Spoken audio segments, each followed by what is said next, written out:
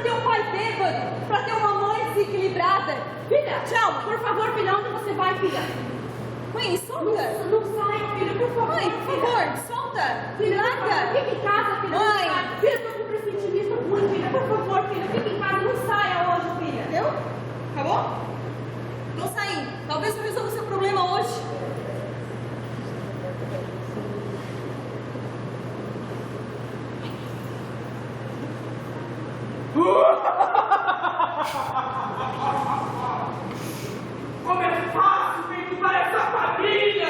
Como é fácil com uma mãe dessa! Uma desequilibrada! Uma mãe neurótica! Uma mãe que ora acredita, ora não acredita! Isso é muito fácil! Uma mãe fraca! Olha! Como essa mãe não é nada! Uma mãe que não é exemplo! Uma mãe que fala! E ainda acha que a culpada é as drogas! Não são as drogas, não! São os seus medos! São seus receios, esses seus medos de achar que não é a tua mãe. É isso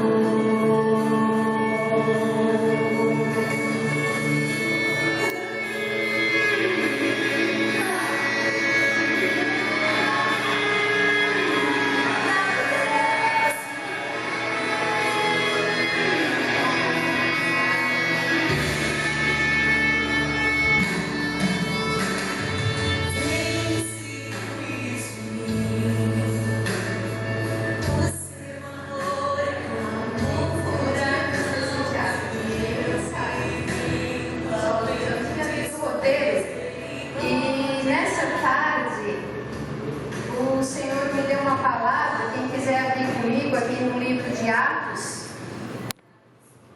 sobre oração e intercessão. Atos, capítulo 12, o versículo 5, só vou ler o 5. Ali é quando Pedro e Tiago foram presos, perseguidos e presos pelo rei Herodes. Até o Tiago foi morto no fio da espada e Pedro foi preso. Então eu vou ler aqui no versículo 5. Pedro, pois, estava guardado no cárcere, mas havia oração incessante a Deus por parte da igreja a favor dele.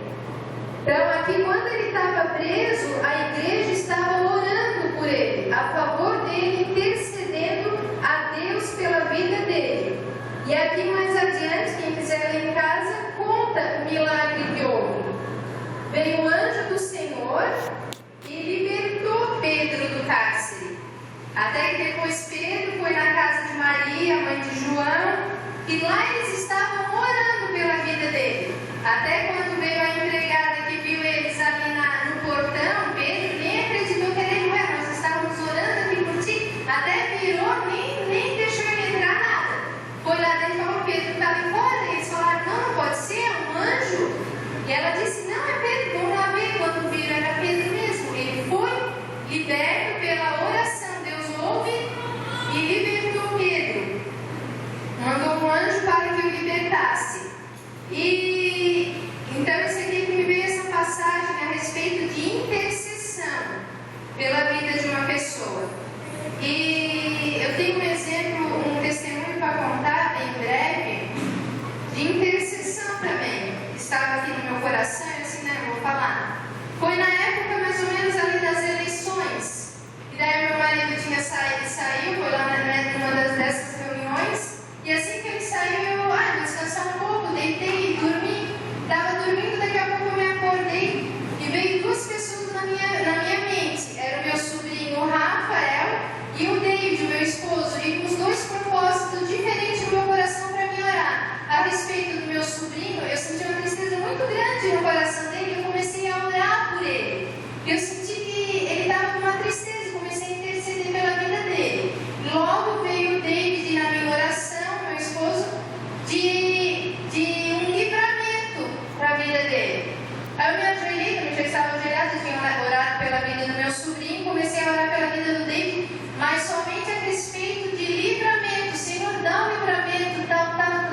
Aí fui, orei e terminei de dormir. Nisso, depois o David chegou, dormi, nem falei nada, até no outro dia eu não tinha falado nada, mas ele assim: Jesus, não sei o que aconteceu.